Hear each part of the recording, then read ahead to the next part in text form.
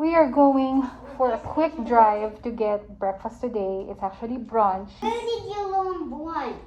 It's a combination of breakfast and lunch. Brunch. Everybody uses it. Look in the mirror so you can fit it. No, on top of it. You have to put it on top. Yeah, she said she wanted to wear the pink one. Wait, how do I do this? I don't know how to put this on. Then you have to put it around your ear, like so. No, I don't know how to put it on. Alright, I'll help you out. What's up, Dad? What's that? Your dishwasher. Nag-dishwasher siya kasi nagagalit siya sa hugas ko. May gasgas! Hindi, may balot pa yata to eh. Or what? Oh no! Nothing's wrong with my popping.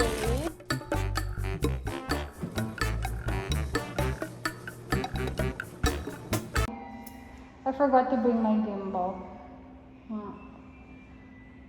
It would be nice to have my gimbal, don't you think? Having my gimbal is super essential these days because it basically helps me to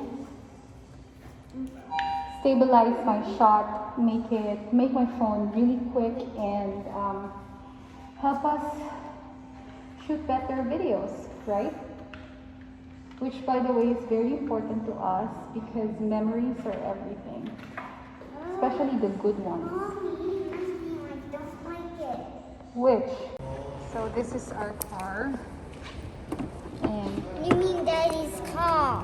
yeah, this is Dad's car, and in here we have a car seat waiting for us. Our car seat is Kiko My Fit. So what I really like about Good job, Julius. yeah, what I really like about Kerrigan's car seat is that it has a drink holder on both sides. So whenever we go on a road trip, she has space for, let me hold this.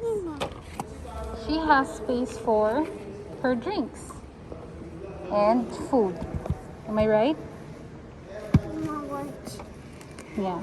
So what you do is No, I you can put do it it all like, by myself. okay. I guess that's the benefit of letting your kid use a car seat. She basically she knows how to put it together.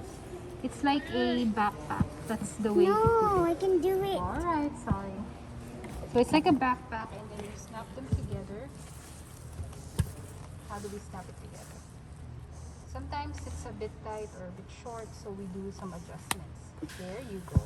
This is the second time I'm getting this error message. It says here, driving stabilization. Drive moderately. And if you go here, you close the message, you'll see that what's happening. That there's somewhere here is showing that there's a problem. What's up, Dad? What's that? Your dishwasher.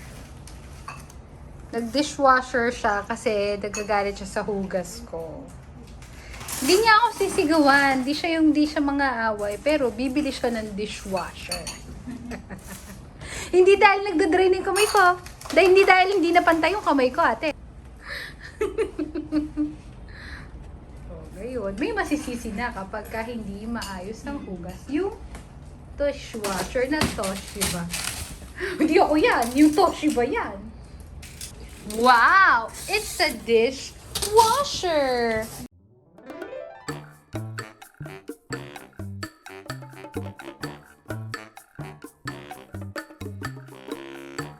Siguro wag na tayo mag-rack. Dish rack.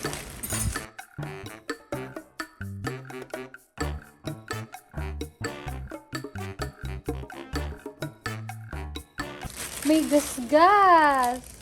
Hindi, may balot pa yata to eh. Or what? Oh no! Nothing's wrong with my popping. Saan ka maghuhugas ng tubig?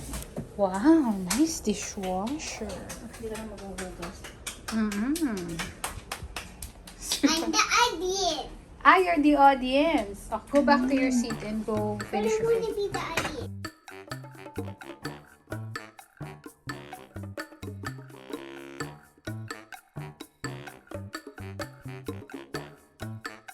Ito mo yan. Ayan, nagbe-bend-bend siya. Oh, tapos pag kinulos mo, oh, namamatay din ang ilaw. Pwede ka ditong maghugas ng prutas. Oh, plates. Yan. We have the basket for the fruits and vegetables. We have the hose for the water, for draining the water inside. We have this parang drawer type dish rack for the dishes. And a small, what is this? Small container for whatever purpose. And then ito, may pitchel pa tayo kasama for pouring the water in there. Very nice. And of course, the cover to keep it in place. Huwag mong papapatakin sa other places other than the hole. So we heard it. There was a beeping sound. So, ganyan lang. No locking thing. Just drop it like that. Okay. I'll put the dish. Sige nga.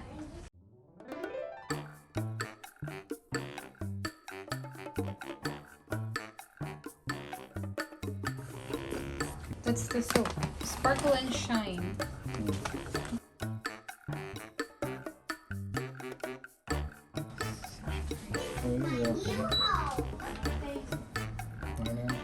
Rapid dapat? Normal. Normal na lang. Normal 70C. 2 hours. Rapid 20 na.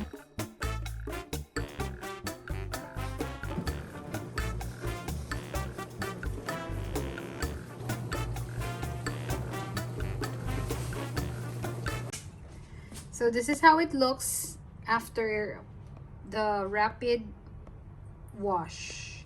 Namumuti ngayon ang mga kasangkapan. See the stain there? I don't see stain anywhere. You want to play chase the ball? Later, let's eat first. This is kofta. This is moussaka with eggplant. And then this is the hummus. It looks like it was bright and Grabe, super liwanag ng buwan.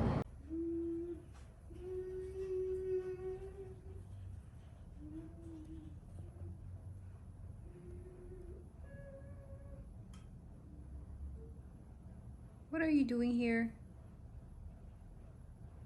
It's your sleeping time. Go to sleep.